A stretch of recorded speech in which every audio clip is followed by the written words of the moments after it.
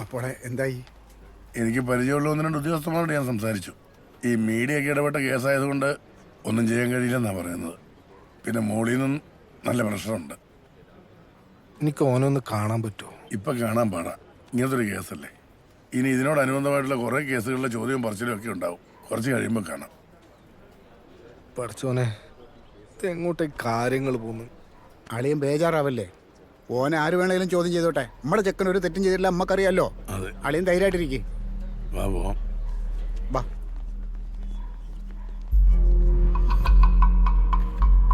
ആസിഫ് നന്നായി പാടും അല്ലേ? പാട്ടല്ല, സർ, റാപ്പ്. Yes, rap. പക്ഷെ റാപ്പിന് കുറച്ച് പ്രോബ്ലംസ് ഉണ്ട്. ലിറിക്സ് ഗവൺമെന്റിനും സിസ്റ്ററിനും ഒക്കെ കുറച്ച് എതിരാ. മൊത്തത്തിലൊരു ദേശവിരുദ്ധത. സാർ, ഞാൻ എൻ്റെ ജീവിതത്തിൽ ഫേസ് ചെയ്ത കാര്യം ആസിഫിന് എവിടെ നിന്നാണ് ഇതിനൊക്കെ ഫണ്ട് കിട്ടുന്നത്? ഞങ്ങൾ ഫ്രണ്ട്സ് എല്ലാം കൂടെ ഞങ്ങൾ ഫ്രണ്ട്സ് എല്ലാവരും കൂടെ ഫണ്ട് എവിടെ കിട്ടണെന്ന്? സാർ, സത്യമായിട്ട് എവിടെ നിന്നും ഫണ്ട് വന്നിട്ടില്ല. ഞങ്ങൾ ഫ്രണ്ട്സ് തന്നെ ചെയ്തേ. ഈ പെൺകുട്ടിയെ നീ ട്രാപ്പ് ചെയ്ത് മതം മാറ്റാൻ ശ്രമിച്ചാലടാ? സാറേ, ഞങ്ങൾ ഇഷ്ടത്തിലാണ്. ഓളോട് ജീവിക്കാനാണ് ഞാൻ ഓളെ വിളിച്ചോണ്ട് പോകുന്നത്. പക്ഷെ ഒരു രീതിയിലും രണ്ടു വീട്ടുകാരും സമ്മതിച്ചില്ല. പിന്നെ ആ ഒരു ഹാലിൽ വേറെ നിവൃത്തി ഉണ്ടായില്ല സാറേ. പിന്നെ ഓൾ തന്നെ പറഞ്ഞ് മതം മാറാൻ. എടാ, അങ്ങനെ ഒരു സിറ്റുവേഷൻ നീ അവളുടെ മുന്നിൽ ക്രിയേറ്റ് ചെയ്താണെന്ന് ഞങ്ങളങ്ങ് പറഞ്ഞാലോ? സാറേ, അങ്ങനെ ഒരു ഉദ്ദേശം ആസിഫിന് ഇല്ലായിരുന്നുവെങ്കിൽ പിന്നെ അതിന് ആ പെൺകുട്ടിയെ കൊണ്ട് ബുർക ധരിപ്പിച്ച് വീഡിയോ ചെയ്യിച്ചത് താൻ.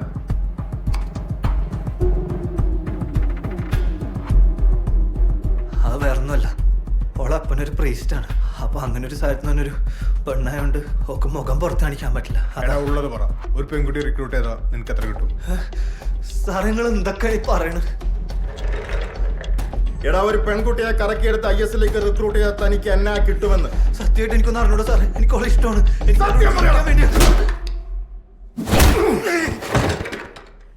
എന്നാൽ ഈ അവസാന നിമിഷം പിന്മാറുക എന്ന് പറഞ്ഞാൽ തെമ്മാടിത്തരല്ലേ പോളെ?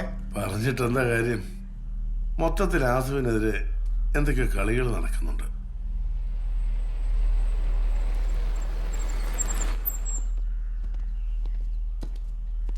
എന്താടാ? അത് നടക്കില്ല ചേ, അയാൾ വരില്ല. തട്ടിപ്പാച്ചായ സുഖമല്ല എന്ന് പറഞ്ഞത് വെറുതെ. എന്നിട്ട് അയാളുടെ കെട്ടികളുടെ ഒരു ഔദാര്യം വേണമെങ്കിൽ അയാളെ ജൂനിയർ വക്കീലിനെ വിടാന്ന്. പഠിച്ചോനെ, എന്താ ചെയ്യാ? ഐഷായിച്ച് ബേജാറാകാണ്ടിരിക്കേ. ഈ ദുനിയാവിൽ ഓ മാത്രമല്ല വക്കീലായിട്ടുള്ളത്. നമ്മുടെ അശ്വതിനെ കെട്ടിയ ചെക്കൻ വക്കീലല്ലേ? പുതിയ പിള്ളേരൊന്നും ശരിയാവൂല. ഇത് നല്ല തായ്ക്കോം പൈക്കോള്ള ആള് തന്നെ വേണം. അങ്ങനെ ഒരാൾ വേണ്ടേ?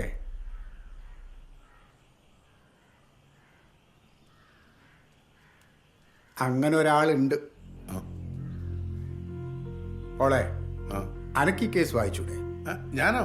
പിന്നെ എന്തായി പറഞ്ഞത്? ഞാനത് ശരിയാകല. അയ്യോ, എനിക്ക് ഭാഗം ഒട്ടും ശരിയാകല. മാമ കാസിയോടുള്ള കളി ഇനിയും തീർന്നില്ലേ? ഈ എന്താ പറഞ്ഞ? മക്കളെ, അനക്കെല്ലാം കള്ളും കുടിച്ച് റീൽസും കളിച്ച് നടക്കണ പോളിനെ അറിയൂ. ഓനൊരു ഒന്നാം തരം വക്കീല. ഓനെ കൊണ്ട് കേസ് വാദിക്കാനേ ആൾക്കാർ കൂതുന്നൊരു കാലം ഉണ്ടായിരുന്നു. അതൊക്കെ എന്തോ ദൈവാദിനം കൊണ്ട് സംഭവിച്ചു പോയതാ. നിനക്കറിയാലോ, ഞാൻ ഈ വക്കീൽ പണി മടുത്തു ഉപേക്ഷിച്ചതാ. എടാ, ഒരു കേസ് പഠിച്ചു വാദിക്കാന്ന് പറഞ്ഞാൽ അത് നിസ്സാര കാര്യമല്ല. ഇത് നമ്മുടെ ചെറുക്കന്റെ ജീവിത പ്രശ്ന.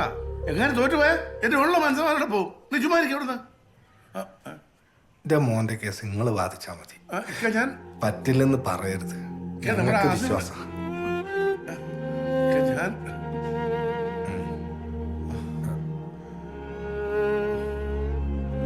ഞാൻ ഓളെ പ്ലീസ്, ഈ സമ്മതിക്കും. Crime number 246/2024 Asif Beeran.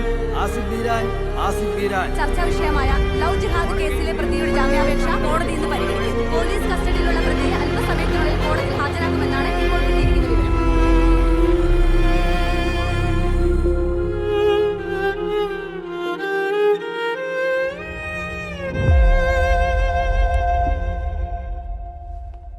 Your honour, ക്യാമ്പസുകളും മറ്റും കേന്ദ്രീകരിച്ച് പെൺകുട്ടികളെ പ്രണയം നടിച്ച് മതം മാറ്റി തീവ്രവാദ പ്രവർത്തനങ്ങൾക്ക് ഉപയോഗിക്കുകയും IS പോലെയുള്ള ഭീകര സംഘടനകളിലേക്ക് റിക്രൂട്ട് ചെയ്യുകയും ചെയ്യുന്ന ഒരു സംഘം നിഗൂഢമായി ഇവിടെ പ്രവർത്തിക്കുന്നുണ്ട് എന്നുള്ളതിന്റെ ഏറ്റവും വലിയ ഉദാഹരണമാണ് ഈ കേസ്.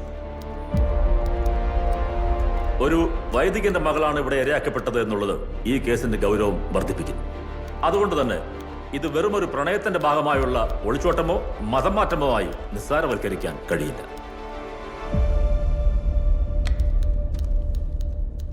പ്രതി ഈ പെൺകുട്ടിയെ ബുർക്ക ധരിപ്പിച്ച് വീഡിയോ ചെയ്ത് പ്രചരിപ്പിച്ചതായി സ്പെഷ്യൽ ബ്രാഞ്ച് കണ്ടെത്തിയിട്ടുണ്ട്.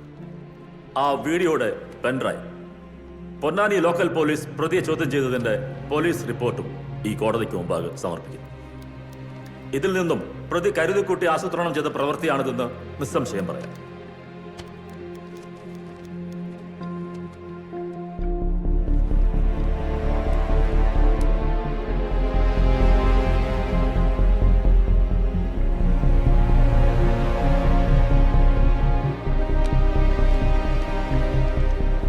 നിഗൂഢമായ ഉദ്ദേശത്തോടുകൂടി പെൺകുട്ടിയെ പറഞ്ഞു പറ്റിച്ച് തട്ടിക്കൊണ്ടുപോവുകയായിരുന്നു.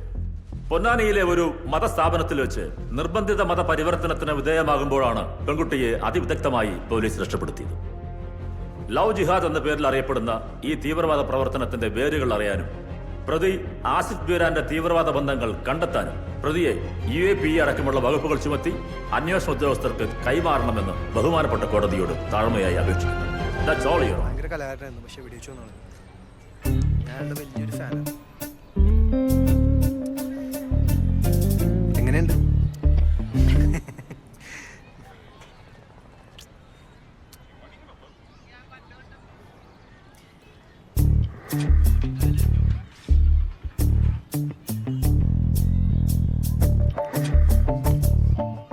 സ്കൂൾ കിഡ്സ്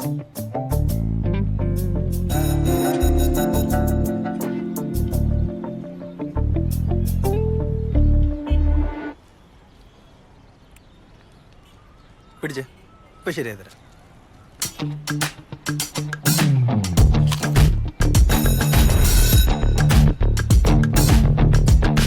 എന്താ പ്രശ്നം? എന്ത് പ്രശ്നം? വെറുതെ ചൊറയാക്കാണ്ട് സ്കൂളിൽ പോടാ. ചോറുണ്ടാക്കി ഈ സ്കൂളിൽ വിടൂലേ? ഷെടാ, ഈ ഭയങ്കര മാസാണല്ലോടാ. അതിന് ഈ മെയ്ത്ത് പറഞ്ഞ എന്തിനാടാ? എന്തേ മേത്തോട്ടാണ് കിക്ലിയാവൂ?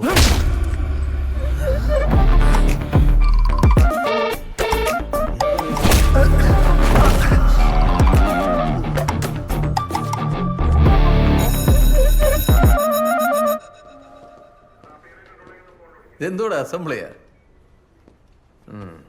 സുരേന്ദ്രൻ സാറേ, നാളെ ലീവാ. ഈ കോടതിയിലുള്ള ഫയലും ചെക്ക് ചെയ്തേക്കണേ. അത് നിങ്ങൾ ആ CI സാറിന്റെ ടേബിളിൽ വെച്ചാൽ മതി.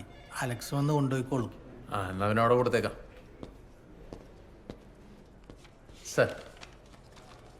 സാറേ, ആ സ്കൂൾ പിള്ളേരെ തല്ലേ കേസേ? വീട്ടിൽ നിന്ന് ആള് വന്നിട്ടുണ്ട്. പിള്ളേര് മൈനറാ. ഓ, കേസ് രജിസ്റ്റർ ചെയ്യാം, അല്ലേ പിന്നെ നമുക്ക് പണിയാവും. തന്ത എന്നുള്ളക്ക് വന്നപ്പോൾ അവർ പറയുന്നത് കേസും ബുക്കാറൊന്നും വേണ്ടത്. നമ്മളെന്ത് ചെയ്യാൻ സാറേ? എന്നാ പിന്നെ പേര് അഡ്രസ് എഴുതി വെച്ചിട്ട് പരാതി ഇല്ലെന്ന് എഴുതി വാങ്ങിച്ചു വിട്ടേര്. ശരി. എന്തോടെ നിന്റെ പേര്? ധീരജ്. അച്ഛൻ്റെ പേര്? പങ്കജ് മേനോൻ. പങ്കജ് മേനോൻ. നോട്ട് ചെയ്തേക്ക്. അജീഷ്. നിനക്ക് തന്തയില്ലേ? ഉണ്ട്. തങ്കപ്പൻ. അജീഷ് തങ്കപ്പൻ എന്ന് പറയടേ. അജീഷ് തങ്കപ്പൻ. നിന്റെ തന്തയ്ക്ക് എന്തൊരു ജോലി? മണല് വരല. മണല് വാരല്. വല്ല വഞ്ചിന്ന് മുങ്ങാൻ കോഴിയിട്ട് വല്ല കള്ളമണലും മരി കക്കയും മരി ജീവിച്ചാ പോരെ. നിനക്ക് സ്കൂളിൽ പോകുന്ന എന്തോത്തിനാടാ? തല ഉണ്ടാക്കാനാ? സാറേ, ഞങ്ങളൊരു പ്രശ്നം ഉണ്ടാക്കിയില്ല. ഓനാ വെറുതെ ഞങ്ങളുടെ മെക്കെട്ട് കയറിയത്.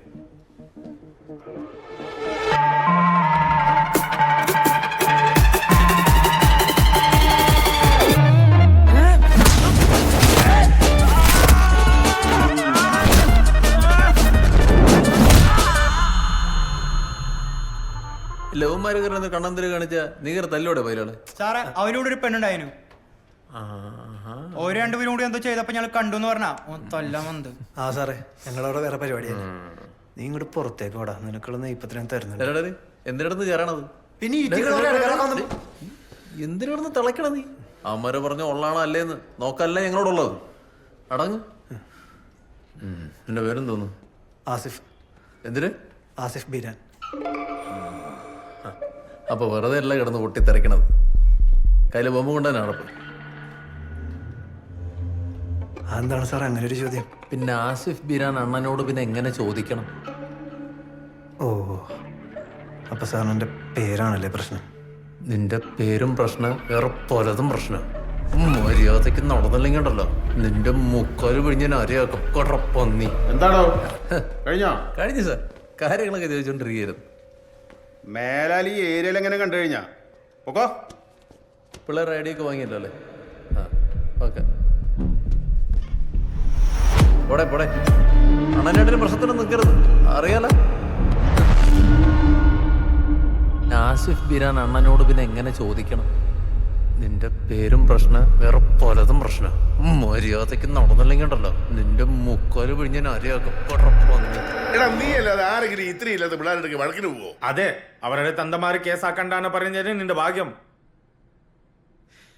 എനിക്ക് വേണ്ടിയാ ആസിഫ് ചോദിക്കാൻ പോയത്. എടാ നിനക്കിപ്പോ എന്താ വേണ്ടേ? അവന്മാർ തരണോ? ഇപ്പൊ ഇറങ്ങിക്കോണം. അവന്മാരുടെയൊക്കെ പോരെ കയറി നമ്മൾ തല്ലും. ഇയാളൊന്നും ഉണ്ടായിരിക്കുന്നുണ്ടോ?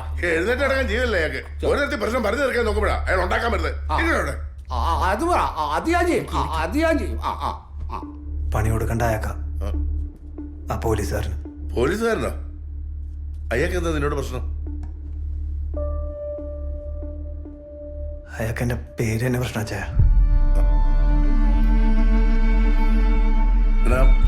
ഇതിനൊക്കെ ഇപ്പൊ നമുക്ക് എന്ത് ചെയ്യാൻ പറ്റും?